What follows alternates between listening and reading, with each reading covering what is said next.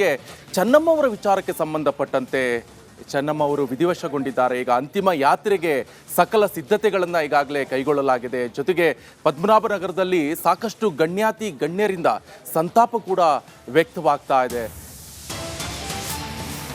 ಮಾಜಿ ಪ್ರಧಾನಿ ದೇವೇಗೌಡರ ಪತ್ನಿ ಅಂತಿಮ ಯಾತ್ರೆ, ರಾಷ್ಟ್ರ ಧ್ವಜ ಹೊದಿಸಿ ಚೆನ್ನಮ್ಮರಿಗೆ ಗೌರವ ಸಲ್ಲಿಕೆ, ಹರದನಹಳ್ಳಿಯತ್ತ ಹೊರಟ ಚೆನ್ನಮ್ಮ ಪಾರ್ಥಿವ ಶರೀರ, ಹೂವಿನಿಂದ ಅಲಂಕೃತಗೊಂಡ ವಾಹನದಲ್ಲಿ ಅಂತಿಮ ಯಾತ್ರೆಯನ್ನ ನೆರವೇರಿಸಲಾಗುತ್ತೆ. ಪದ್ಮನಾಭನಗರದಿಂದ ಹೊರಟ ಅಂತಿಮ ಯಾತ್ರೆ ಇದು. ಚೆನ್ನಮ್ಮ ಅವರು ಇಹಲೋಕವನ್ನ ತ್ಯಜಿಸಿದ್ದಾರೆ. ಮಾಜಿ ಪ್ರಧಾನಿ ಎಚ್.ಡಿ. ದೇವೇಗೌಡ ಅವರ ಪತ್ನಿ ಅವರ ಅಂತಿಮ ಯಾತ್ರೆಯನ್ನ ನೆರವೇರಿಸಲಾಗುತ್ತೆ. ರಾಷ್ಟ್ರ ಧ್ವಜವನ್ನು ಹೊದಿಸಿ ಚೆನ್ನಮ್ಮ ಅವರಿಗೆ ಗೌರವವನ್ನ ಸಲ್ಲಿಕೆ ಮಾಡಲಾಗುತ್ತೆ. ಹರದನಹಳ್ಳಿಯತ್ತ ಹೊರಟ ಚೆನ್ನಮ್ಮ ಅವರ ಪಾರ್ಥಿವ ಶರೀರ, ಹೂವಿನಿಂದ ಅಲಂಕೃತಗೊಂಡ ವಾಹನದಲ್ಲಿ ಅಂತಿಮ ಯಾತ್ರೆಯನ್ನ ನೆರವೇರಿಸಲಾಗುತ್ತೆ.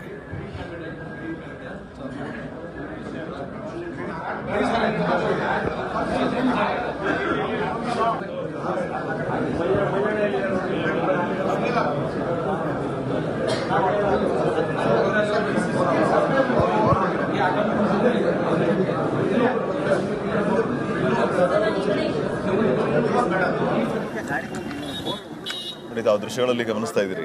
ಮಾಜಿ ಪ್ರಧಾನಿ ದೇವೇಗೌಡರ ಪತ್ನಿಯ ಅಂತಿಮ ಯಾತ್ರೆ ಆರಂಭ ಆಗಿರೋದು. ರಾಷ್ಟ್ರಧ್ವಜವನ್ನು ಹೊದಿಸಿ ಚೆನ್ನಮ್ಮ ಅವರಿಗೆ ಗೌರವ ಸಲ್ಲಿಸಲಾಗಿದೆ. ಹರದನಹಳ್ಳಿಯತ್ತ ಸದ್ಯ ಚೆನ್ನಮ್ಮ ಪಾರ್ಥಿವ ಹೊರಟಿರೋದು.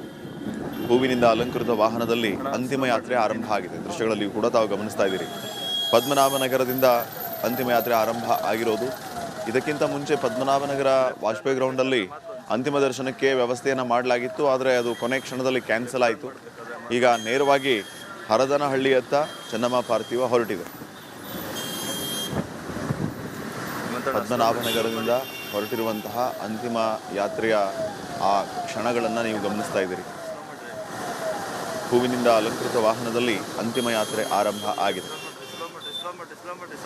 ಮಾಜಿ ಪ್ರಧಾನಿ ದೇವೇಗೌಡರ ಧರ್ಮಪತ್ನಿ ಚೆನ್ನಮ್ಮ ಅವರ ಅಂತಿಮ ಯಾತ್ರೆ ತಾವು ದೃಶ್ಯಗಳಲ್ಲಿ ಗಮನಿಸ್ತಾ ಇದ್ದೀರಿ. ಇನ್ನೇನು ಸ್ವಲ್ಪ ಹೊತ್ತಿನಲ್ಲಿಯೇ ಹರದನಹಳ್ಳಿಯನ್ನು ತಲುಪಲಿಕ್ಕಿದೆ ಪಾರ್ಥಿವ. ಈಗಾಗಲೇ ಪದ್ಮನಾಭನಗರದಿಂದ ಹೊರಟಿರುವಂತಹದ್ದು ಈ ವಾಹನ. ತಾವು ದೃಶ್ಯಗಳಲ್ಲಿ ಕೂಡ ಗಮನಿಸ್ತಾ ಇದ್ದೀರಿ.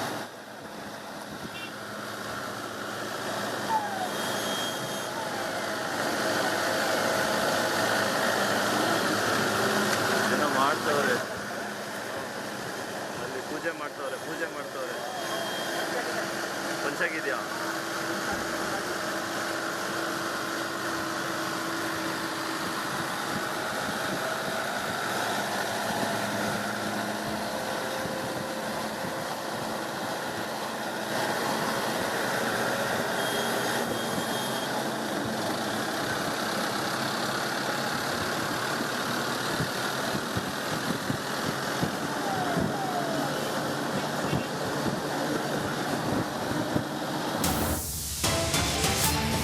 ದೇವೇಗೌಡರ ಪತ್ನಿ ಚೆನ್ನಮ್ಮ ಅವರ ಅಂತಿಮ ಕ್ಷಣದ ದೃಶ್ಯಗಳು, ಅಂದರೆ ಆಸ್ಪತ್ರೆಗೆ ದಾಖಲಾಗುವ ಹಿಂದಿನ ದಿನದ ದೃಶ್ಯ. ದೇವೇಗೌಡರೊಂದಿಗೆ ಮಾತನಾಡಿದ್ದ ದೃಶ್ಯ ಏನಿದೆ ಆ ದೃಶ್ಯ ಲಭ್ಯವಾಗ್ತಾ ಇದೆ. ಯಾವ ರೀತಿಯಲ್ಲಿ ನಡ್ಕೊಳ್ತಾ ಇದ್ರು ಚೆನ್ನಮ್ಮ ನೋಡಿ, ಅಲ್ಲಿ ಪಕ್ಕದಲ್ಲಿ ಕೂತು ಮಾತನಾಡ್ತಾ ಇದ್ದಾರೆ. 72 ವರ್ಷಗಳ ಸುದೀರ್ಘ ದಾಂಪತ್ಯ ಎಷ್ಟು ಚೆನ್ನಾಗಿ ಸ್ನೇಹಿತರ ರೀತಿಯಲ್ಲಿ ಚೆನ್ನಮ್ಮ ಅವ್ರನ್ನ ಸಂತೈಸ್ತಾ ಇದ್ದಾರೆ ದೇವೇಗೌಡರು. ಏನಾಗೋದಿಲ್ಲ, ಆರಾಮಾಗಿ ವಾಪಸ್ ಬರ್ತೀಯಾ ಅಂತ ಅನ್ನೋ ರೀತಿಯಲ್ಲಿ ಅವ್ರನ್ನ ಪ್ರೀತಿಯಿಂದ ನೋಡ್ಕೊಳ್ತಾ ಇರುವಂಥದ್ದು. ಇದ್ರ ಜೊತೆಗೆ ನೋಡಿ, ಅವರು ಈಗ ಅವರ ಕಾಲು ಮುಟ್ಟಿ ನಮಸ್ಕಾರ ಮಾಡುವಂಥದ್ದು, ಇವೆಲ್ಲ ಸಂಸ್ಕಾರಗಳು ಎಂಥ ಗಹನವಾದ ಜೀವನ ನಡೆಸಿರಬೇಕು ಅವರು, ಆ ತಾಯಿ ಈ ರೀತಿ ಇದ್ದಾರೆ ಅವರು ಅಂತ ನಿಜಕ್ಕೂ ಒಂದು ರೀತಿಯಲ್ಲಿ ಬಹಳ ಆಶ್ಚರ್ಯ ಆಗುತ್ತೆ. ಇಷ್ಟು ಸುದೀರ್ಘ ಜೀವನ ಮತ್ತು ಈ ರೀತಿಯ ನಡವಳಿಕೆ ಇವೆಲ್ಲವೂ ಅನುಕರಣೀಯ, ಪರಂಪರಾಗತವಾಗಿ ಬಂದಿರತಕ್ಕಂಥ ನಡವಳಿಕೆಗಳಿವೆಲ್ಲವೂ ಕೂಡ. ಆದರೆ ಈ ರೀತಿಯ ನಡವಳಿಕೆ ಎಷ್ಟು ಆ ಕಾಲದ ಜನಗಳಿಗಂತೂ ಇದು ಬಹಳ ಸಹಜವಾದ ನಡವಳಿಕೆ ಆಗಿತ್ತು. ಚೆನ್ನಮ್ಮ ಅವರು ಪತಿಯ ಕಾಲು ಮುಟ್ಟಿ ನಮಸ್ಕಾರ ಮಾಡ್ತಾ ಇರುವಂಥದ್ದು.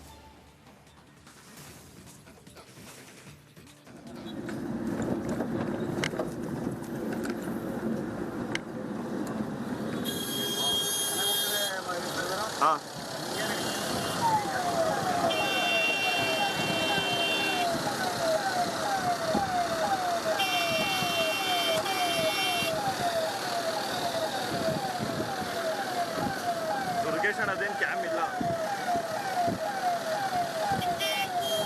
ಸದ್ಯ ನೀವು ಗಮನಿಸ್ತಾ ಇರ್ಬೋದು, ಒಂದು ಕಡೆ ಚೆನ್ನಮ್ಮ ಅವರ ಅಂತಿಮ ಯಾತ್ರೆ, ಇನ್ನೊಂದು ಕಡೆಯಲ್ಲಿ ಕೊನೆಯ ಹಾಸ್ಪಿಟ್ಲಿಗೆ ಹೋಗೋಕ್ಕಿಂತ ಮುಂಚೆ ಏನಾಯಿತು ಕೊನೆಯ ಕ್ಷಣದ ವಿಡಿಯೋನು ನೀವು ಕೂಡ ಗಮನಿಸ್ತಾ ಇರ್ಬೋದು. ದೇವೇಗೌಡರವರ ಆಶೀರ್ವಾದವನ್ನು ಪಡೆದುಕೊಂಡು ಹೋಗ್ತಾ ಇದ್ದಾರೆ. ಒಂದು ಕಡೆ ಅವರು ಕೂಡ ಬಾಳೆಹಣ್ಣನ್ನು ತಿನ್ನಿಸ್ತಾ ಇರುವಂಥ ದೃಶ್ಯ, ಇನ್ನೊಂದು ಕಡೆಯಲ್ಲಿ ತಕ್ಷಣ ಅವರು ಇಲ್ಲ, ಅದನ್ನು ನೆನಪು ಮಾಡ್ಕೊಳ್ಳೋಕ್ಕೂ ಕೂಡ ಕಷ್ಟ ಆಗ್ತಾ ಇದೆ ದೇವೇಗೌಡರಿಗೆ, ಅರ್ಗಿಸ್ಕೊಳ್ಳೋಕ್ಕೂ ಕೂಡ ಕಷ್ಟ ಆಗ್ತಿದೆ. 72 ವರ್ಷಗಳ ದಾಂಪತ್ಯ ಜೀವನ ಊಹಿಸ್ಕೊಳ್ಳೋಕ್ಕೂ ಕೂಡ ಅಸಾಧ್ಯ. ಪ್ರತಿಯೊಂದು ಕ್ಷಣದಲ್ಲೂ ಕೂಡ ಅವರು ಒಟ್ಟಿಗೆ ಇರ್ತಾ ಇದ್ದವರು. ದೇವಸ್ಥಾನ ಇರ್ಬೋದು ಅಥವಾ ಎಲ್ಲೇ ಹೋದರೂ ಕೂಡ ಒಟ್ಟಿಗೆ ಹೋಗ್ತಾ ಇರ್ಬೋದು. ಇವತ್ತು ಅವರು ಇಲ್ಲ ಅಂತ ಒಂದು ಕ್ಷಣ ಅವ್ರನ್ನ ಊಹೆ ಮಾಡೋಕ್ಕೂ ಕಷ್ಟ ಆಗ್ತಾ ಇದೆ. ಸದ್ಯ ಈಗ ಅಂತಿಮ ಯಾತ್ರೆ ಸಾಗ್ತಾ ಇದೆ. ಸೋಮವಾರ ಅವರ ಅಂತ್ಯಕ್ರಿಯೆಯನ್ನು ನೆರವೇರಿಸಲಾಗುತ್ತೆ ಅವರ ಹುಟ್ಟೂರಾದ ಹರದನಹಳ್ಳಿಯಲ್ಲಿ. ಹೊಳೆನರಸೀಪುರದತ್ತ ಈಗ ಚೆನ್ನಮ್ಮ ಪಾರ್ಥಿವ ಶರೀರ ಸಾಗ್ತಾ ಇರುವಂಥ ದೃಶ್ಯ ಅದು.